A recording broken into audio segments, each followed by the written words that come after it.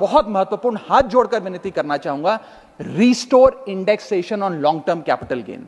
Ma'am, पूरे दुनिया में इन्वेस्टर्स को इन्वेस्टमेंट्स करने के लिए प्रमोट करने के लिए इंसेंटिवाइज किया जाता है। इस देश में इंडेक्सेशन हटाकर हम इन्वेस्टर क्लास को डिस इंसेंटिवाइज कर रहे हैं इन्वेस्ट करने के लिए। इंडेक्सेशन हटाना टैक्स लगाना नहीं है, इन्वेस्टर्स को पीनलाइज करने जैसा है। मैडम, मैं बताना चाहता हूं, inflation ravages the value of money.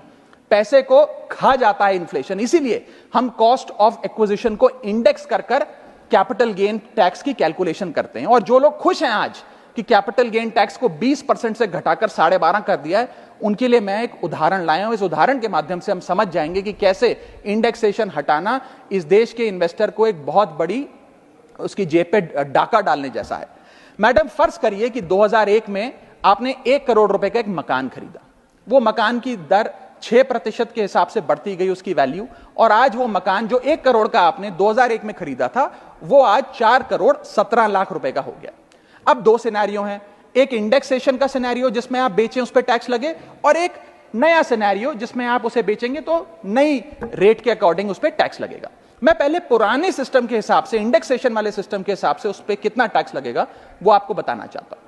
आज वो मकान जो आपने वर्ष 2001 में 1 करोड़ का खरीदा था, वो आप 4 करोड़ 17 लाख रुपए का बेचती हैं, तो आपकी सेल प्राइस 4 करोड़ 17 लाख, लेकिन आपकी purchase price, inflation adjusted indexed purchase price 1 crore नहीं, लगभग 3 करोड़ 60 लाख के आसपास आती है। यानी कि आपका sale price minus purchase price, जो प्रॉफिट ऑन सेल है, वो 54 लाख रुपए होता है। उस 54 लाख रुपए पर 20% के अकॉर्डिंग आप पे टैक्स लगता है। यानी कि इंडेक्सेशन वाले फॉर्मूले से आपको कुल टैक्स 10,80,000 रुपए देना पड़ता है। मैं राउंड ऑफ करके 11 लाख रुपए कहता हूं।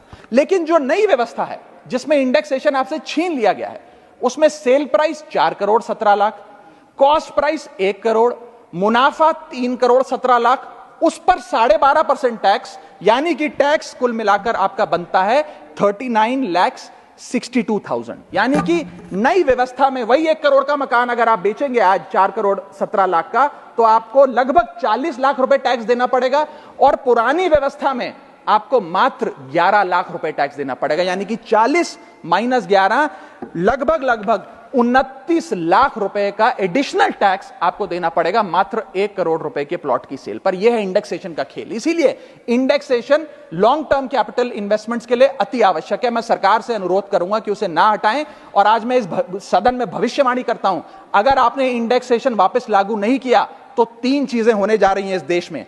पहला, रियल एस्टेट में इन्वेस्टमेंट गिरने वाली है और लोग अपना ड्रीम होम कभी नहीं खरीद पाएंगे।